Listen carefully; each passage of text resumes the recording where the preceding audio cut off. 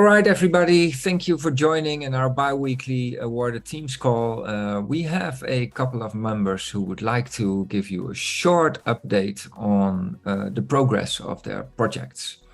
Alessandro, you can be the first. Yes. So, I don't, do I have to remind what the project is about? But okay. So our project is called ZBrush. It's a control system for robot swarms. The plan has changed a little bit. We're focusing on drones at the moment. So the first focus will be on drones. We are currently at the second milestone. So we're working on the second milestone, finalizing that. And we're working on 3 different work streams. So we have the technical work stream, which is mostly led by my partner, Massimiliano.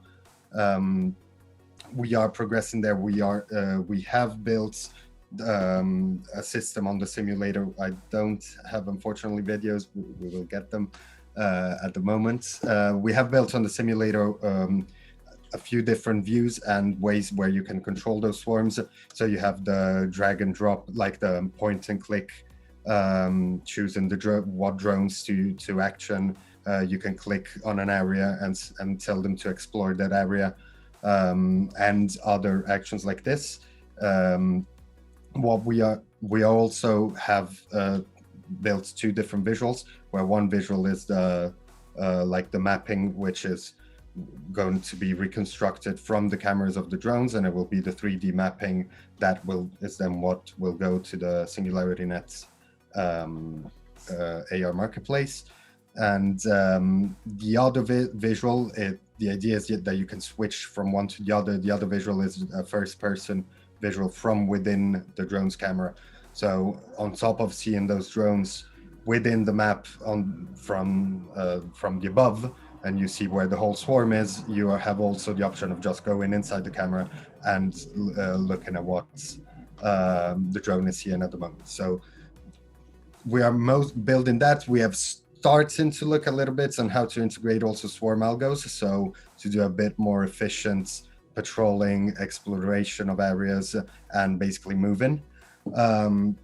So this is the first work stream. It's probably the most relevant to you. Second work stream, which is mostly my task, is trying to get additional funding. So we are doing a proposal for Innovate UK, which expires in 2 weeks.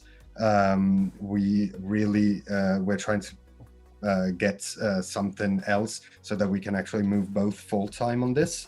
I'll be taking a few months off from November to work on this, but my finances are kind of limited. So if we nail this Innovate UK, we'll be able to go for at least 1 year. That's the idea, at least 1 year full-time on this. Also building pitch deck for finance, for venture capital and private investors. So we are also working on that. We also have the design work stream that's keeping going on. So that's mostly designs for how the interface will look like, how the UX especially will look like. I think that's the key thing, because what we want to do is a control system that's easy to use, even for a non-technical person. Possibly you should be able to even use it on a tablet or something. Imagine if you want to put those drones in your home instead of security cameras or something like that. You might want to see what's happening from your phone or from your tablet. So we're kind of trying to figure out a way where it's easy for anyone to utilize it. Yeah, mostly that's it. Main changes are let's say it doesn't change what we are building for SingularityNET, but it's changing a little bit the scope. Like, we are refining the scope so that it's a little bit more specific. So we have figured out that we think that on top of the software, just the control system, we need to at least have, in the short term, we need to have a pre-made drone fleet that we can just sell to someone, because otherwise the issue is yes, it would be nice to be able to just go and say we offer a custom project where we build, you can design the drones and we talk to partners and everything. But point is, I think we need something that's just out of the box. We give you the drone swarm, you have the drones, you have the recharge points, and you have the control system. Drones just equipped with camera, maybe thermal camera, so maybe more for like landscape and how's it called, when surveying or surveillance use cases that just can be actioned by camera, so we don't have to deal with other types of sensors and data analysis. But that obviously adds another layer of complexity because we have to deal with the hardware as well. So one focal point that we are actually looking to see is how the recharging works, because we basically need drones have quite a limited airtime. So if we want a swarm to be basically 24/7 or to operate for long periods of time, for hours on a certain area, we need to have a smart way where they can just land on these induction chargers. The other drones will realize that one drone is missing because it's recharging and start covering that area as well. So this is causing a little bit of headaches. We also have the issue of wind and rain, which considering that we're looking at trying to get small drones, because you want to swarm, you want them to be cheap. You can't do, the whole point is that what you would pay for one very nice super expensive drone is divided in maybe 5 or 10. So we also need to deal with the fact that they need to be resistant to gusts of wind, or if it starts raining, they shouldn't just stop everything. I love it. I love it. I love hearing you talk about it, because what I'm seeing now is all these realistic things and these real world things getting into the project that 3 months ago was basically an idea. Yeah. And so it's getting more real. And I also, I think it's great if you are trying to get additional funding. I think that's super. And it would be, would also love to see you working full time on that and your partner. Then it would really be a life-changing thing for you, right? And if we from Deep Funding can have a little part in that, that would be wonderful. Small reaction on what you're describing right now. I think actually the problem that you're talking about of having to recharge these drones is also a solution, right? Because it's a solution to being able to guarantee 24/7 surveillance. Not sure if that's really a sympathetic idea, 24/7 surveillance, but of course we will only use it for beneficial purposes. But speaking of that, you mentioned the use case. If you are also thinking about somehow delivering hardware with it, I suppose you won't be developing a drone from scratch, but rather selecting a particular drone that you will target or something. But do you already have a clear-cut use case in mind for this first for the first swarms that you will have available? So we thought a lot about that, and we think that, let's say, the easiest one would be, we're basically limited to what a camera can do. So the easiest thing would be either surveying, so basically mapping areas, or if you want, or security, basically. So you put it in your house. If we need still researching on the market and seeing, okay, would people put a drone swarm in the house instead of security cameras? I don't know. Let's say we thought a lot about that, and those are the ones with the less complexity, because once we started a lot in investigating agriculture use cases, so anything that could be used for agriculture, which is really probably one of the best use cases for drones at the moment, so for a swarm at the moment, because you can cover your fields better. You can get more data instead of just having one drone run around. The issue there is that it adds a new layer of complexity, because, for example, when in those agriculture use cases, you need to have some data processing things. You can't just take videos of, you can't just do a mapping of your tomato plants. You need to have a system that tells you if those tomato plants are ripe, or if they have diseases, or something like that. So that would be an extra thing that we are kind of delaying at the moment. Alessandro, we are talking with somebody. I can't tell too much about it right now. Also not sure if it will end up in a project, but about exactly this use case right now.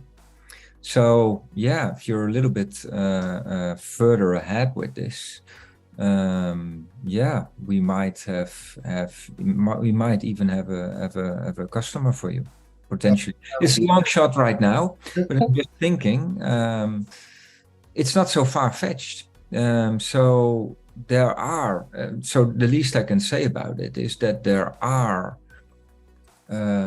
projects being worked on that specifically need this kind of functionality, and you can still wonder if it would make sense to have 10 smaller or one big drone. But for agriculture, to be honest, about tomatoes, we are talking about that,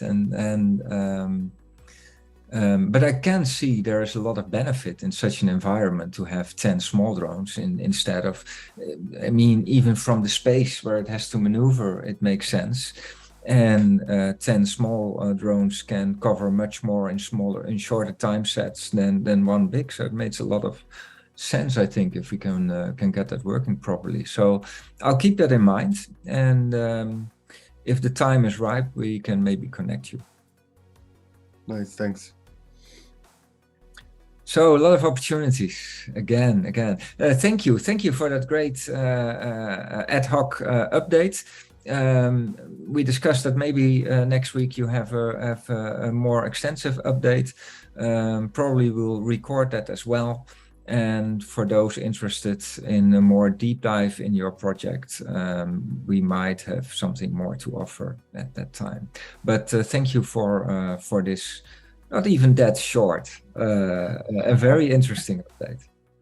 I missed for a while, so I missed these meetings for 2 or 3 of these meetings. So I took the liberty of talking a bit more.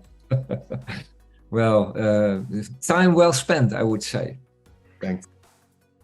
Ken, I think you also wanted to give us a little bit of insights on your progress on Carbix. Yes, certainly. I just wanted to add to Alessandro, when you were talking about agricultural use, I was thinking about, can samples be taken for plant health or distributed over a crop, for example, or using other wavelengths of sensing like infrared and perhaps UV as well. What you're doing just fires my imagination for how it can reduce work and increase knowledge. So there's definitely, there's a lot of stuff. There's even, like you put humidity sensors on them and you have a mapping of, let's say, I'm not a farmer, but you can put a lot of sensors, and instead now they're just placed on the ground, or they're just placed, you can capture what levels of carbon in the atmosphere. I don't know, there's a lot of things. What that implies is that yes, we can put a sensor and just send raw data, but really if you give a platform which calculates all these things, you need to also build the processing for all of this, so all the analytics and all the visualization. So maybe you want a mapping where with green you just see healthy tomatoes, and in red you see the diseased tomatoes. I don't know, something like that. There's a lot of other companies that are doing this also, so there's also quite a bit of competition there. I've seen mostly single drones that just fly once in a while and do this, or a lot of satellite imagery as well. Mm-hmm. Mm-hmm. That's it's fascinating. I can see blending that and bringing that into what we're doing with adaptive learning and being able to open up the field of learning the science and the utility of, say, agriculture or using these drones within a metaverse context. On our side, of course, we're focusing on adaptive learning. That's our next milestone. In preparation for that, we've created 2 new worlds, one with a cement facility in an alpine environment, and another geothermal facility within an Icelandic environment, which is particularly exciting because we get to do a lot of dramatic things like showing what it was a million years ago with volcanoes and fire. And now it's, of course, a caldera with snowmelt, and the snowmelt will help run the process of carbon capture through Carbix's innovative X2 unit. We're going to be adding another world, bringing us up to a grand total of 4, which is using what's called a hot rocks technology. Hot rocks. I'll try and say it not so Eastern Canadian. But the premise is that whereas geothermal, you require high temperatures and pressure in lava just under the surface, or magma. In the case of hot rocks, you have less pressure and less heat, but you can still utilize the energy. And that's going to look a little bit like the background behind me. It's just a coincidence, but it's going to be a very nice vacation-y sort of oceanic setting for that world. Now, we've also made some progress with the animation of the avatars. Starting initially with small loops in Unity, we had kind of a robotic behavior to the avatars. And in that case, we're also using kind of live lip sync, which is attempting to choose a phoneme based on the amplitude, basically, of what's coming in through the audio.